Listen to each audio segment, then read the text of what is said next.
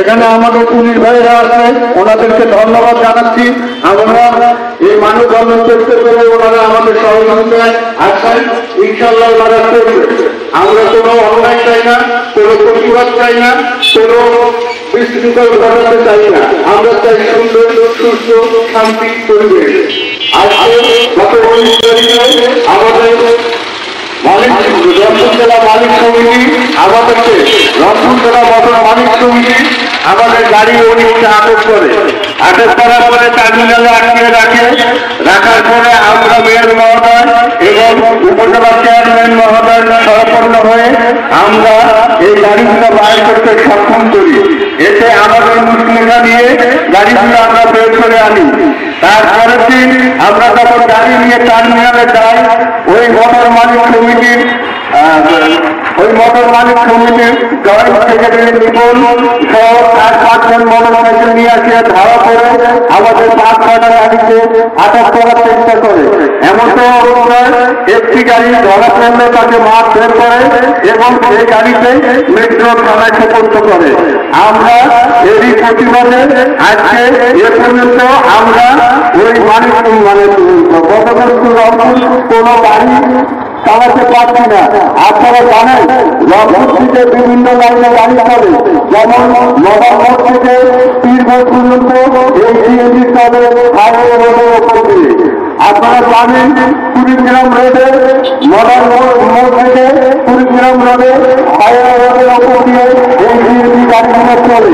আপনারা জানেন বাংলাদেশ ব্যাংকের মোড় থেকে কাটিনার থেকে হাইওয়ে রোডের ওপর দিয়ে গাড়ি চলে। আপনারা জানেন বাংলাদেশ ব্যাংকের মোড় থেকে জন্মতলা রোডে সিএনজি চলে।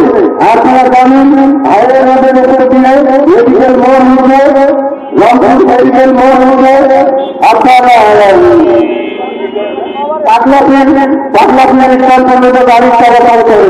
তাহলে ওই লাইনে যদি হাইওয়ে রোডের ওপর দিয়ে যদি গাড়ি চলাচল করতে পারে, তাহলে আমরা আন্তঃজেলা রোডে কেন গাড়ি চালাতে পারবো না? এই বিচার আপনাদের কাছে চাই। ভাইয়েরা, আপনারা জানেন আমরা অত্যন্ত গরিব মানুষ, আমরা কিস্তির উপরে গাড়ি নিয়েছি, কিস্তির উপরে আমরা সংসার চালাই। আমরা এই গাড়ি চালিয়ে কিস্তিতে, বাড়ির কিস্তিতে, গাড়ির কিস্তিতে আমাদের সংসার চালাই, আমাদের ছেলে মেয়ের লেখাপড়ার খরচ যোগাই। আমি তাই মাননীয় প্রধানমন্ত্রীর ওপর দৃষ্টি আকর্ষণ করছি। আপনার মাধ্যমে আমরা সবাইকে জানাতে চাই, যেহেতু আমরা গরিব মানুষ, বড় বড় অফিসারদের কাছে আমরা চাইতে পারি না, আমাদেরকে পাত্তা দেয় না, আমরা বড় বড় অফিসারের কাছে সর্বপন্ন হতে পারি না। বাধ্য হয়ে আজকে আমরা মিডিয়ার মাধ্যমে মাননীয় প্রধানমন্ত্রী, আপনি গণতন্ত্রের মানুষকন্যা, আপনি জগৎ জননী, আপনি আমাদের মা, তাই মায়ের কাছে আপনার ছেলেরা আপনার কাছে আবদার করছে, আপনারা আমাদেরকে সহায়তা করুন, না হলে আমরা না খেয়ে মারা যাব। আমরা গাড়ির পারবো না কিস্তি দিতে, পারবো না বাড়ির কিস্তি দিতে, পারবো না আমাদের সংসার চালাতে, পারবো না আমরা ছেলে মেয়েদের লেখাপড়া খরচ জোগাতে। তাই আপনার মাননীয় প্রধানমন্ত্রী আপনি বলেছিলেন যে বেকারত্ব ছেড়ে আপনারা নিজ নিজ কর্মের সাথে চাকরির আশা ছেড়ে আপনারা নিজ নিজ কর্মের ব্যবস্থা করুন।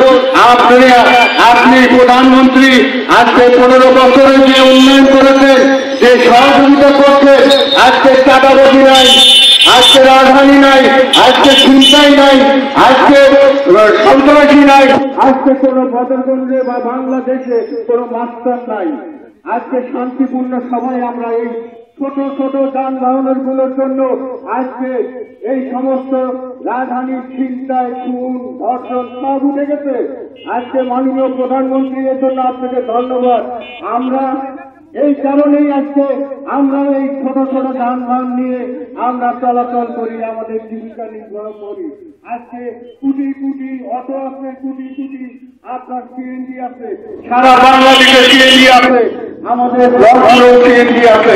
আপনারা আমাদেরকে লাইসেন্স করে দেন, আমরা লাইসেন্সের জন্য আপনাদের কাছে মরিয়া হয়ে দেখি, কিন্তু মালিক কমিটির লোকেরা এই রাঙ্গা সাহেব, এই মোজাম্মেল হক সাহেব, রংপুরের সভাপতি সেক্রেটারি, হ্যাঁ মজিবুর রহমান রাঙ্গা সেক্রেটারি, তারপরে সভাপতি মোজাম্মেল হক এবং জয়েন্ট সেক্রেটারি আপনার রিপন সাহেব, এনারা আমাদের বিরুদ্ধে যা হয় তাই প্রহার করছে। আমরা বহু নির্যাতনের শিকার হয়ে আজকে মাননীয় প্রধানমন্ত্রী আপনার শরণাপন্ন হয়ে আমরা আজকে মানববন্ধন কর্মসূচি প্রদান করতেছি। এর জন্য আমাদের দৃষ্টি আকর্ষণ করবে মাননীয় প্রধানমন্ত্রী, আপনি মা, আপনি মায়ের মতো, আপনি আপনার ছেলেদেরকে, আপনি যেমন আপনার ছেলেকে ভালোবাসেন তেমনি আমাদের আপনার ছেলেদের আমরা জানব আপনার ছেলে, তাই আমাদের এই ছেলেগুলোকে আপনি ভালোবাসবেন। দয়া করে আমাদের বদরগঞ্জ টু রংপুর টার্মিনাল হইতে চলাচলের সুযোগ করে দিবেন।